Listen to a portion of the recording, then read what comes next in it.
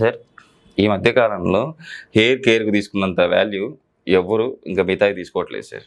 But hair fall అవుతుంది అంటే కొన్ని రీజన్స్ ఉంటాయి కదా సార్, అసలు ఎందుకు హెయిర్ ఫాల్ అవుతా ఉంది? మీరు ఒకటి అన్నారు, హెయిర్ కేర్కి ఉన్నంత విలువ దేనికి లేదు అనేసి. Yes sir.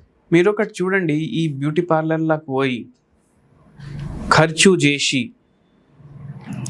మొత్తం హెయిర్కి ఆ ట్రీట్మెంట్, కెరటిన్ ట్రీట్మెంట్, స్ట్రైట్నింగ్, అవి ఇవి 50,000 బిల్ చేసి వస్తారు బయటికి. ఓకే.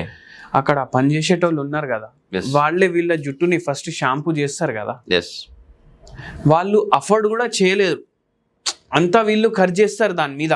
ఓకే, అర్థమవుతుంది కదా మీకు? Yes sir. కానీ వాళ్ళ జుట్టు వీళ్ళ జుట్టు కన్నా బాగానే ఉంటుంది మళ్ళా, అవునా కదా? ఎస్. ఎక్కడ పెట్టాలి, ఎంత పెట్టాలి, మనకు అసలు కొంచెం ఆలోచించాలి మనం.